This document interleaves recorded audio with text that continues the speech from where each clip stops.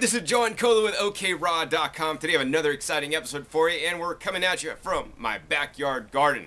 But we're not teaching you how to grow food today, although I do encourage each and every one of you guys to start growing your own food, even if you have to grow microgreens or sprouts inside your place, even if you don't have a backyard or front yard to grow food, because food you grow is definitely the best food on earth. It's not coming from the farmer's market or the health food store. It comes from the things that you grow and pick and eat fresh, because there's higher levels of nutrition. In any case, what today's video is going to be about is actually going back to the Topanga, California talk I gave. We're going to go ahead and give you guys actually a insight on 30 minutes of Q&A that the people at that talk gave me, and I gave answers to them. So I guess without further ado, let's get into those Q&As, or questions and answers. I'll take any questions if anybody has any. Yes? Yeah, what's your necklace? Sure, so what is my necklace? My necklace is called a Q-Link. So the story about this, I have a story for everything. The story for this is that I was actually at the Natural Products Expo trade show. So this is the trade show for the health food industry, so all the health food store owners go there to find the latest products. And this company had a booth there one year. This is like, man, I don't know, at least 10 years ago. This is like the second generation. And I went up to the booth, and what they were doing, I asked, like, what is that? And they're like, oh, this is a little thing. It has a chip in there and little copper coils, and it harmonizes your body's frequency and makes it stronger, and sounds like this woo-woo shit, right? Yeah. And I'm like, yeah, whatever, don't give me that shit. So then I said, well, how do I know it works? They said, okay, well, here's what we're going to do. You give us your credit card number. You could wear this for a day and then bring it back tomorrow, and then, you know, we'll tear up the credit card receipt if you bring it back.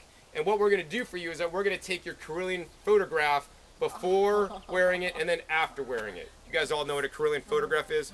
So a Carillion photograph is when you, like, they take pictures that are like a fresh banana, right? And you can see like the light rays coming off it because it's so vibrant and full of life. Or they take a picture of a banana that's been deep fried and there's like no light rays coming off it, right? So that's a Carillion photograph. And so they did my photograph before and after. So the cool thing is, when I was getting my before picture, some lady was there getting her after picture. So like I saw this lady getting her after picture after she wore it for a day. And I saw her picture, and they take basically your fingertips and they take the energy coming off your fingertips. It was this cool device. And I saw hers, and like her picture was like, yeah, some energy was coming off her fingertips. It looked kind of cool, but I'm like, yeah, whatever. And then I'm like, then they did mine. And then my picture, my before picture was better than her after picture. And now why would that be? I'm fully oxygenated in raw foods. You know, she's probably not eating raw foods. I'm full of life, right? So I'm like, yeah, this is not gonna work on me, man. I'm already eating raw foods. My thing was like better than hers and stuff. I don't need this crap. But I'll try it anyways. Who knows? You know, I always, once again, if I didn't have an open mind, like want to experiment to see, does this thing work better? Is it bullshit? I don't know. So then I wore it for a day. I came back. I did a next photograph, and guess what? It was more. I don't know if it was like much more, but it was like significantly more, because I held them up. I'm like, wow, that's more. And like, okay, it's more. That proves something to me. And like, okay, let's try it, you know. And it was like $100. So, I mean, that's a lot of money, but like, if it's going to give me that much more energy to like stay up that much longer to make one extra video or whatever, it's cool. My videos could affect change in a lot of people, right? So then I'm like, okay, so that's cool. And so then all I could say is that that's why I bought it. Then all I could say is I've wore this for like the last 10 years, and I've had a few because I might have lost a couple. But the thing is, and when I don't wear this, especially when I travel, if I travel and I don't wear this, I find that I don't have as much energy. I'm not quite as spot on, and like jet lag seems to hit me more. And you know, whether that's true or not, or whether that's placebo in my head, doesn't really matter, is the question. The worst thing that happened is that I wasted $100 for this thing that hangs around my neck that cute girls get to ask me what's about, right? The worst, and that's the worst thing, right? The best thing is that it gives me more energy, so I'm more efficient and I don't get jet lag, so that I could go out and find mangoes at 9 in the morning and, you know, eat them. Yeah, right. So that's where I'm at. So I don't know. So what is it? What it's actually called a Q-Link pendant. Q-Link. Yeah. So that's the answer to that. What's your opinion on transition in terms of like I think there seems to be two messages. One is like eat a little bit of higher fat and be all raw, and then lose a little bit of the fat as you go, and then the other one is eat higher carb, cooked vegan with raw, and like do that. What do you think? Okay, so the question is, what do I think about transitioning? What's the better method to maybe, you know, go into all raw, eat higher fat, or go into, you know, eat more carbs but that are cooked to feel satiated? So, you know, I kind of take an approach nowadays where like I really want people to gradually get into raw foods. You know, one of the sayings that I heard Dr. Lawrence Galan is, by the inch it's a cinch, by the yard it's hard. So, you know, no matter where you're at, I want everybody to sustainably do raw foods. You know, like going from McDonald's today to like 100% raw tomorrow is great. But then when you fall off the wagon in 1 week and then you just go back to eating McDonald's, that's no good. So I'd rather you be eating McDonald's today and eat 1 extra apple today and keep that for a month. And then next month do 2 extra apples and McDonald's. Not that I necessarily recommend that either, but you guys get the point. You want to just slowly make changes so that your body's not missing anything, so you're not freaking out. You know, whatever you're eating, you're still eating chicken, processed foods, you know, junk vegan foods. Just increase the fruits and vegetables, because that's what it's all about, and slowly minimize everything else. And one day, if it's going to happen for you or not, you'll pretty much get to the point where we're pretty much eating all fruits and vegetables and hardly anything, if anything, of anything else. And in my opinion, that's much more sustainable than going off the wall, you know, high fat, low fat. Just eat whatever you're eating. Just include more fruits and vegetables. You know, in methods of fresh juices is an easy way to ramp up the fruit and vegetable consumption. Blended smoothies are another good way, and of course, just eating fruits and vegetables. It's not that hard. So that's my opinions on that. I've seen some of your videos where you've been to some of the nation's produce terminals. Which ones have you been to, and how would you rank them in terms of variety? Sure. So the question is, he's seen some of my videos where I've been to different produce terminals around the country, and how would I rank them in terms of variety and which ones I like. So let's see, the ones I've been to are the San Francisco, there's 3 up in the San Francisco Bay Area actually, that's kind of cool. There's San Francisco, South San Francisco, Oakland, and then there's the one here in LA, Los Angeles that I've been to, and then I've been to the one in Houston, Texas. I just did that on my last trip. I went to the one in Miami before. I also been to the one in Chicago, and the one in Baltimore, Maryland, and one in Cleveland, Ohio. So yeah, I've been to a fair bit. So let's see, a lot of them suck. The Houston, bottom of the list, that place sucked. I walked in there, they looked at me like I was an alien when I'm trying to buy some white coconuts, and they brought me out like manila mangoes that were like green. It was just a very bad setup. So that sucked the most. Let's see, what else? Miami's not too good. They have a lot of tropical fruits and stuff, and it's kind of smaller, and I don't know, I didn't particularly care for the varieties there aside from the tropical fruits. Let's see, I guess Cleveland, Ohio was actually better than Chicago. I didn't particularly care for Chicago too much either. You're supposed to actually have a reseller card or something to get in there. So that's not really too cool. Probably my favorite ones, I was thinking about that the other day because I usually do the Bay Area ones. The Oakland one in the Bay Area sucks the most, but in the Bay Area I like the South San Francisco and the San Francisco, and I usually go to both those. Between both those, it's actually fairly good. But in general, I have to say you guys down here in LA are really lucky, because I was thinking about that hard the other day because I'm, you know, a total Bay Area person. And the organics actually in the Bay Area might be a bit more affordable on some levels and like more variety because they have 2 really good distributors, and the distributors down here, they're cool, but they're not as good as the ones in the Bay Area. But overall, I have to say I like the LA terminal the best, just due to the variety and the lower prices. You know, because one time I went to this one, and then the following week I went to the Bay Area, and it was a lot better pickings down here. So that's how I'd answer that question. What made you get started doing YouTube videos and all your channels? That's a good question. So the question is, what made me get started doing YouTube videos on all my channels? So I think the #1 reason that gets me motivated or gets me started is when I get pissed off about something, right? So there's these things called kelp noodles. And like the kelp noodles, like my first video on OKRaw.com is the kelp noodles. And like those things piss me off so bad because I'd have friends call the company and ask them, you know, how do you make the kelp noodles? And they say they're raw. And then I saw them at the trade shows and saw the people at the trade shows and say, hey, how are these made? They say they're raw. And I'll say, hey, can I come visit your factory to see how they're made and all this kind of stuff? And they're like very evasive and like not wanting me to go there and hide stuff. And I'm like, this is bullshit. And then like, man, just the fact that they're all the same, dude. Like in nature, no 2 apples look identical. No 2 people look identical unless you're identical twins. And then, you know, even later you'll look different. But anyways, all the kelp noodles are always the same. And if you look at the ingredients, it's like kelp and sodium alginate and some other stuff. And like, and then I'd hear things that people said that, you know, they peel out the kelp and they just get the little noodles from the middle of the kelp. And I'm like, that's bullshit, dude. So let's just go down to the freaking ocean and harvest some kelp. So I'm like, I go down the ocean. Unfortunately, there's that high tide. I'm sitting my ass on a rock and like I have my camera on a tripod. My ass is getting all wet. I'm sitting there filming this thing, picking out kelp out of the ground, out of the ocean. This is kelp. These are kelp noodles. Are they the same? No. What's up? If you want kelp, eat kelp, man. You know, so like I'm really like, you know, I'm against like processed foods. You know, for the most part, I'm for natural foods as found in nature. Kelp noodles are not found in nature. Despite it says raw, doesn't mean it's unprocessed. I mean, there's more than one ingredient in there, so they're doing something to it. And, you know, many people might say they taste like plastic. They have like 0 calories. If there's 0 calories, like, what's up with that? I mean, they could be a nice filler, but I'd rather have people use things like zucchini noodles. Or they actually have these real seaweed called sea spaghetti. It's from Europe, and actually they're actually come in nice little noodle things. You soak them. They really have a nice texture, really mild flavor. They don't taste fishy or nothing.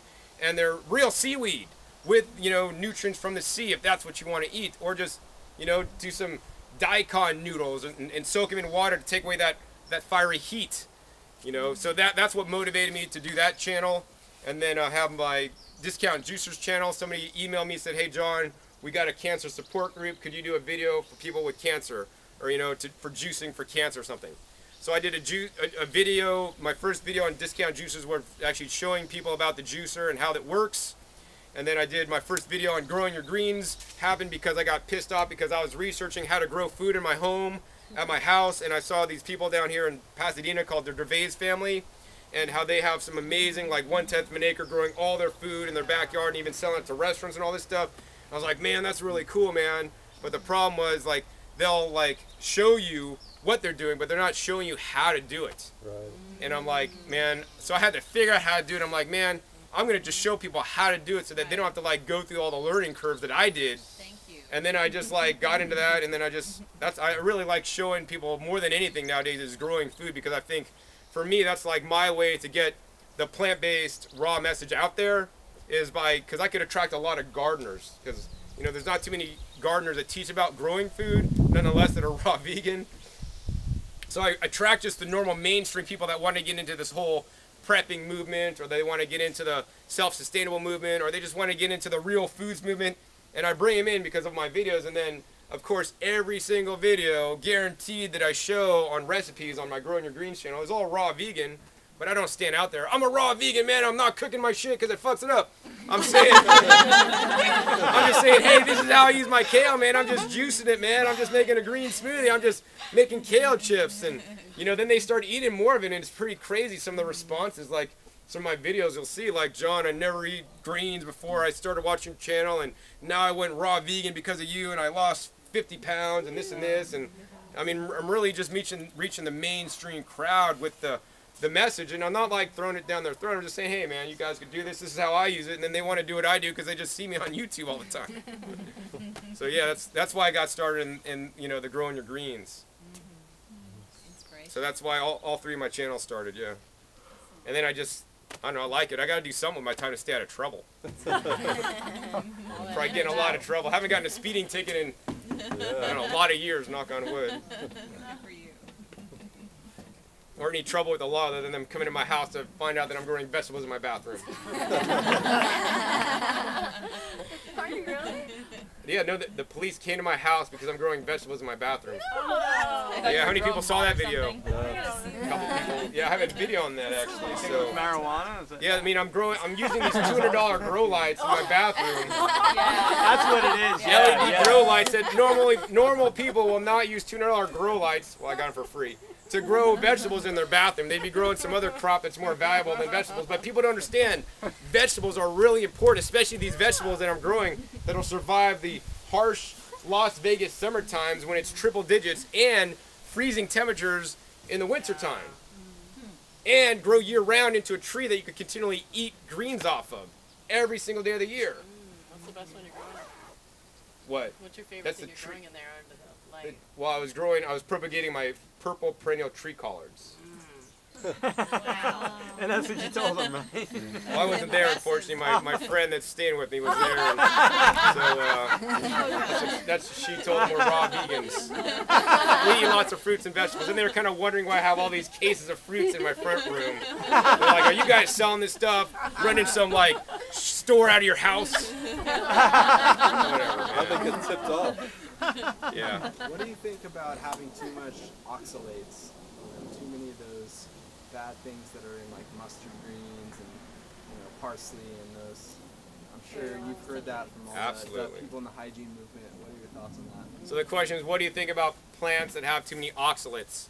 So every plant, whether it's a spinach or a chenopodium like the lamb's quarters, or whether it's a kale, or whether it's a arugula, whether it's a lettuce, they all have components in them so that animals, will not eat the plants. Because if certain animals eat the plants with, that had high oxalates, it would get sick and lose its life or whatever, and then it wouldn't eat that again. The animal would be like, oh man, I ate that and I got really sick. And so my feeling is that all these things are in the plants for a reason, so that the plants could reproduce, because that's the number one goal of every plant, every creature on earth. Its number one goal is to reproduce. And so all those things are in plants for a reason. So the thing I think is that if we eat, small quantities of a whole bunch of different kinds of greens, we're never going to get that level of toxicity that can be bad. So, would I eat spinach salads every single night, 3 meals a day? No. Would I eat a spinach salad once a week, and then one night a week I'll have lettuce, one night a week I'll have Malabar spinach, one night a week I'll have, dandelion greens, one night a week I'll have, some other kind of greens? Absolutely. But we don't want to really overdo any one thing. Would I like to live on mangoes the rest of my life? While I loved them a couple weeks ago and had 50 pounds, I'm pretty much over mangoes for a little bit now. So, we always want to do rotation. So as long as you don't go crazy on any one thing, and, especially some of the herbs that I grow that are not known as common vegetables, I'm not going to eat them in large quantities we've been, juicing and eating in smaller quantities evening primrose leaves.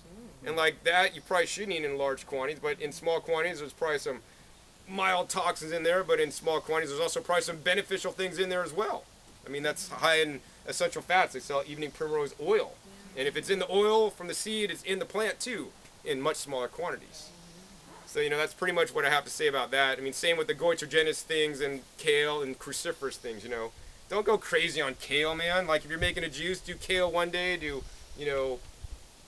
lettuce the next day, do different things. And that's why growing food's so important, because then you could get wide variety of things. I mean, even if you're concerned about the oxalates and you still want to eat spinach, you could grow low oxalate spinach. But I've never seen that for sale at the farmer's market or in the store. But you could buy low oxalate spinach seeds and grow those in your garden.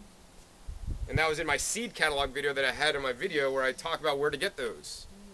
So, I mean, and even within growing the same plant, you could have two spinach plants growing right next to each other, and one will taste more that chalky taste in your mouth than the other.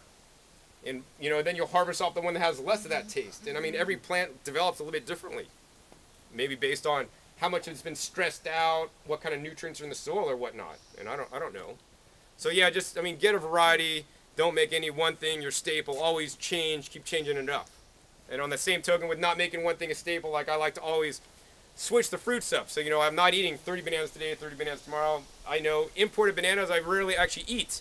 I'll use them as filler sometimes because they're good, cheap calories, but I prefer to eat, whatever's coming in season. You could get bananas all times of the year, but, right now, if you're at the farmer's markets, we got stone fruit season are coming in, man.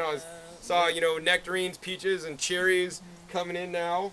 So, I'm going to be eating those, and cherries are going to be here, and they'll be gone pretty soon. So, man, I'm going to pile in the cherries now, get sick of them. By the time I'm sick of them, then we'll be into the nectarines and the peaches. And, screw the bananas, man. This is summertime. Maybe in the winter I might eat more bananas than not, but, man, there's so many other good things to eat than just trying to, stick with one thing at a time.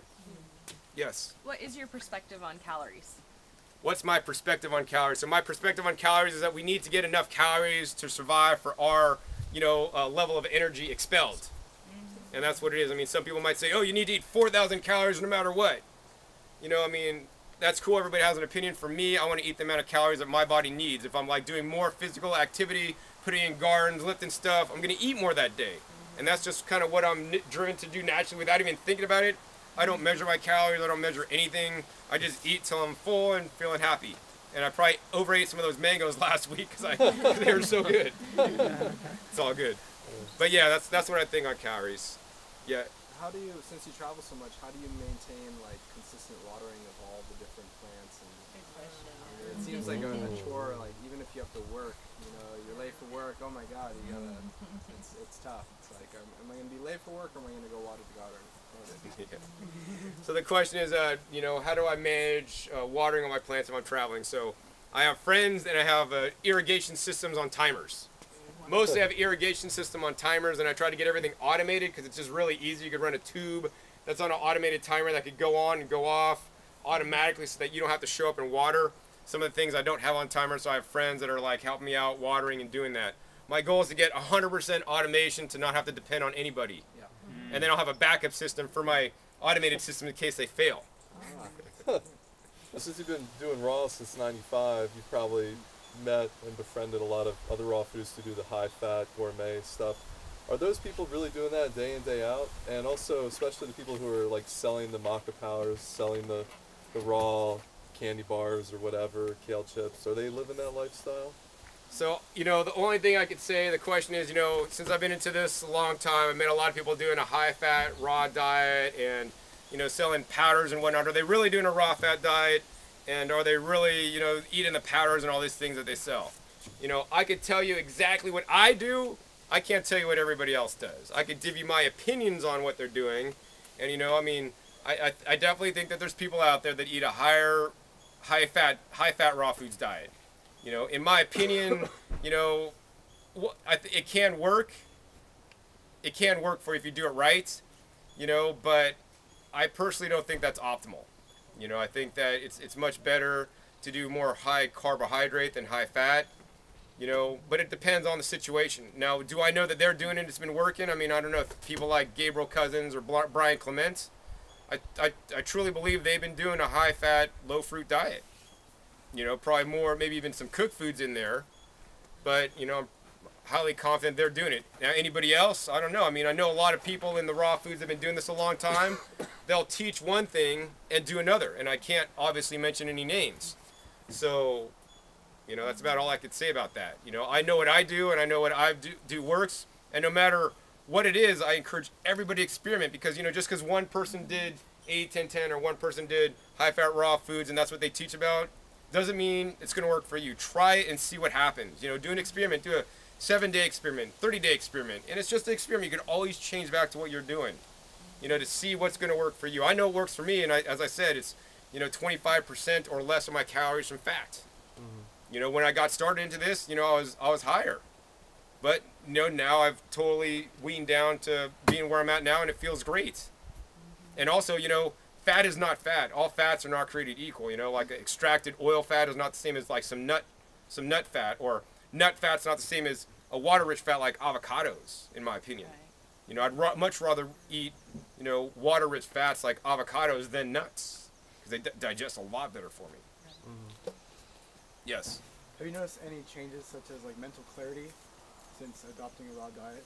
Has your spiritual life changed, or the way that you present yourself? That's huge, man. I don't talk about a lot about this in my videos, but has my spiritual life changed, or my, you know, consciousness and all this kind of stuff on a raw foods diet? Absolutely, man. Like, I got into raw foods and plant-based diet for my health completely. Not to say that I was never incompassionate or anything, but after I got into raw foods, I'm like more compassionate towards other creatures. I actually kept pet ducks. Like last year, and they're the most beautiful creatures. I don't know how anybody could eat them. It's so terrible. Like, I'd have these little black nursery pots like that, and my little duckies would follow me around. I'd pick up a little pot. On the bottom of the pot, there's a slug. They're just, on a black pot, little black slug, they're just like, and they'll eat it. And then you'll see their little tail. Their little tail will wag like they're happy, like a dog. It's so cute. And then I could pet the duck, and like I'd pet its neck, and the neck, it looks like it's pretty big because all the feathers, and it's like really thin, man. And oh, it's like the most like heartfelt experience I've had, and it's like, man, it just really got me thinking. But yeah, things totally opened up, and my spirituality, it just opens you up because it takes off all the layers and it filters all that crap, and you really got to start dealing with stuff. So I mean, it's a pro and it's a con because sometimes just go all raw overnight, man. It might be happening so fast, and you're like, whoa, shit, man, I gotta eat some cooked food to slow down the cleanse or something, you know? But that's why, once again, I recommend getting into this slowly, not like doing anything drastic. Yes? I just thought about this when you mentioned ducks. I was thinking about worm bins and other things like that. Is there anything that you do personally that some other raw people don't do, and like if they tell you not to do it, you just be like, oh, shut up, man, like that's too much? So like with food, with eating, with gardening? Like having pet ducks or like having a worm bin or something like that. Where it gets So like for, having so one of the animals. jokes is that I have right now is I'm gonna make a shirt that says not that vegan. Some people might get pissed, but like this, I'm just being real. Like, you know, I might have some shoes or an old belt that's leather. You know, a true vegan might not have that. I'll keep ducks, and you know, I wouldn't eat their eggs, but if the ducks laid the eggs, you know, I have dogs. The dogs would probably love to eat the eggs. I wouldn't eat their eggs. Now, you know, a true vegan might not do that. I choose to eat honey.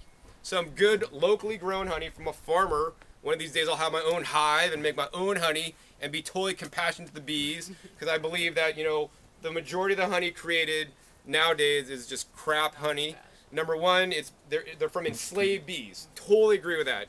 Bees are being enslaved by the thousands. They're being put on trucks, shipped from Florida to pollinate the, you know, the orchards, like the almond orchards. So if you're eating almonds that are from monocultures, you're empowering them to do enslavement to bees, because that's what they pollinate the orchards with, enslaved bees. And you know, and what commercial farmers are doing in monocultures is really bad, because they're enslaving the bees. But if you have your own bees, like I would provide so much food with them just with all the pollen. I mean, just in my backyard or my front yard, you know, I see so many bees. And if I had the bees, then they'd make the honey, and then I'd only take the extra, because they do make extra. It's sad that most beekeepers might just harvest all the honey because that's a cash crop for them. Furthermore, if there's no pollen, some beekeepers get lazy. They just make sugar water, put it outside the hive. The bees will come to the sugar water, feed on the sugar water, thinking it's pollen, or instead of pollen, make the honey out of the sugar water. So that's crap, man. If I'm eating honey, dude, I want it from like the pollen, not from some sugar water substitute. And then furthermore, like some beekeepers will actually feed their bees sugar water in the wintertime because they stole all the honey to sell. That's bullshit, you know? So, you know, if you're gonna eat honey, make sure you get it from a sustainable place, local farmer that's treating his bees well. You know, it's only taking the extra, you know, and stuff like this. And so that's something I might do, or like, you know, the egg, taking the egg thing for the dogs. But you know, I'm just not that vegan. What do I do with slugs and snails in my garden? Like I have friends that'll take them and throw them over their neighbor's fence. That's probably not too cool, because the neighbor might get pissed. But whatever, you know, they don't want to kill the snails. I mean, I usually like to just put in my compost bin, or I'd rather have ducks so that the ducks could eat them, and then I don't have to deal with them, right? Because that's a big issue in the garden. Like, you know, it's like I got to put up warning signs for slugs. Like I remember when I was growing up, my dad had a sign in the kitchen: "Warning, Argentinian ants. If you're in our kitchen, you know, we're gonna do something to you, so please leave." My dad gave him fair warning, you know, so I might have some slug signs in my garden. Let them know that, you know, just go somewhere else. If you're here, then it's my domain, because I got to eat before you eat, you know. I've invested all this time and money to put in my garden, and you're not eating from it. So I don't know. So those are just a few things. But yeah, I'm not that vegan, and I'm proud to say that. Because I don't know. I think, you know, for me, it's about dogma. People get too dogmatic about anything. Being vegan, being raw, being 80-10-10, you know, whatever it is. I think people just need to just, you know, it's not always black or white. You know, there's always shades of gray. And, you know, you got to figure out where you're at on that shade of gray line. And I don't like too much just following things blindly. You know, I always got to try to think and analyze things for myself and see what I want to do. And not to say that what other people want to do, that's great, but this is just my views and what I do. Yes. Well, going off that vegan thing, how do you feel? I guess it's similar, but also like with raw food, because it's like, you know, it's been refined or dried, or like, you know, they use raw olive oil, but olives like aren't raw. You've got to like I forget the process, but brine to make them edible. So it's like, I mean, is there really anything raw in the packaged food raw community? So another talk I give is actually called "Just Because It's Raw Doesn't Mean It's Healthy." I filmed it actually. I have one version online, but I filmed it in Houston. I'll be putting that up pretty soon. and that's where I go over with a whole group of people. Like, collectively as a group, we would come up with criteria of what raw is. And then, because once again, I'm not gonna state my views on what you should do, right? But if we came up collectively as a group, what we all agreed on what raw is, we'd have at least a criteria that we could put up to if whatever product you have is raw. So I'll tell you, make a long story short, like I put up any food I eat that goes into my body, I put it up to 3 criteria, which are my raw criteria, and you could have different ones. Some people might have a criteria not heated above 118. I mean, there's a lot of things that are not heated above 118 that I still wouldn't eat, right? So for me, and another criteria could be, is it water rich? Does it contain a high water content? Because we're 70 to 75% water, and if foods don't have that much water, then it's dehydrating us. And in my opinion, that's not healthy. I mean, there's so many different things. So some of my criteria is, number 1, does it have life force? Is it alive, right? I mean, for me, foods that are alive has enzymes, and all this kind of stuff, and they're alive. And for me, life begots life. So I ask everything I put into my body, does it have life force, number 1. Number 2 is it health building? Because I almost lost my life, I want to only put things in my body that I believe, because a different kind of opinion could arise there based on some of the items. Is it health building? And that's number 2, and let's see what's in the third one. I think probably the third one for me is it water rich? Because we're 70-75% water, and I think we should be eating things that are high in water content, not dehydrated. So if you put up that to anything I eat, like bananas, are they water rich? Yes. Are they health building? Yes. Are they full of life force? Yes. All yeses, no problem. What about something like that I'd also eat, like some chlorella powder in a package? Is a chlorella powder water rich? No. Nope. Is it health building? Maybe. Depends who you ask. I would personally say yes. And then last one. What's the last one? Life force. Life, does it have life force? Thank you. I don't know. Dehydrated chlorella, probably not that life force unless it has a Q-link.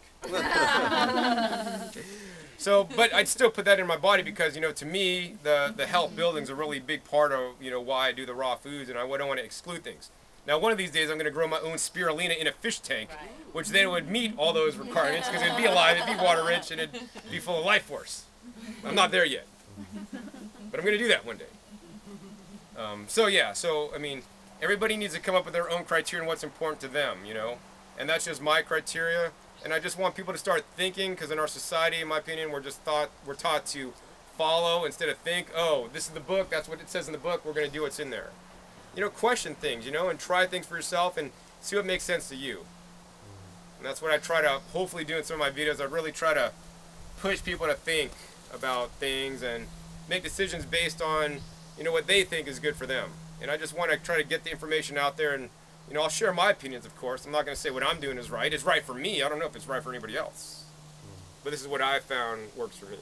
Did you ever do the all natural hygiene thing of none of the chlorella and spices and herbs and stuff like that, and then go back to adding those things in, or did you always just kind of do what you wanted to do? So let's see. There's probably been a segment in the time I've been raw, which is the last 18 years. I have done more natural hygiene because I go to different natural hygiene raw conventions with Doug. Went to several of those, and that's what I grew up on. I mean, back when I get into raw foods, there was 2 camps. There wasn't really any gourmet raw foods yet. There was the Ann Wigmore green, higher fat stuff, nuts, or there was natural hygiene. So that's what I knew when I first got into this. The whole gourmet thing is totally new. So I kind of went between those two and kind of took components of each one and kind of made that my own. And I have tried over the years, at different times, different things. Absolutely. And can I say when I ate the chlorella, it instantly energized me? No. Do I think it's helpful? Yes. I don't know. Do you need it? I don't know. I don't like the way it tastes, but so that's a big criteria for me. Well, that's your criteria. That's great. At least know your criteria, because so many people are confused these days. And it says raw, I could buy it and eat it. And they just, raw, okay, I'll eat it. No, we need to just think logically about whatever's important to you. Maybe taste good is important to you. I mean, I don't know. It's important to me, but not as important as the other ones. I mean, I'll eat noni fruit sometimes. That doesn't taste good. Although I have a Chris Kendall, he'll eat noni fruit. He loves a mono-eat noni fruit. I'm like, dude, you're crazy. He also ferments it. Oh, yeah, Puts it out in the sun. Yeah. Oh, I know, dude, that gets nasty, man. I'll eat it sometimes. Actually, I get this dehydrated noni, and they dehydrated. This company in Hawaii makes dehydrated noni with banana. It's actually it's good. Then I could eat it. Actually, maybe noni banana smoothie. Because you're liking the banana. Yeah. That's probably it. But I'm also getting the noni, and I don't want to exclude foods. Once again, I think noni is a very powerful food, but it's not something I would just be like eating a lot of. hard to monomeal it. Yeah. There's only a handful of people in the world that can do that. Yeah. I'm not there. Right on. Thank you so much. All right. Yeah. Thank you. You're back. Hope you guys enjoyed that Q&A session. Some unique questions that, I frankly haven't gotten before, and hopefully it enriched your life with knowing more things about me, my lifestyle, and how I would do things. Once again, I always want to encourage you guys to experiment, and no matter what else, you want to eat more fresh fruits and vegetables. Whether you're 50% raw, 25% raw, or 75, or even 100, I want to always encourage you guys to eat more fresh fruits and vegetables and focus on including more in your diet instead of excluding things. Naturally, by including more fresh fruits and vegetables, even if you got to juice them, blend them, or eat them whole, you're going to just minimize other things, and things will slowly drop out of your diet. So focus on the positive instead of the negative. Stay positive, and remember, eat more fruits and vegetables. So once again, my name is John Kohler with OKRaw.com. We'll see you next time. And remember, keep eating your fresh fruits and vegetables. They're the best.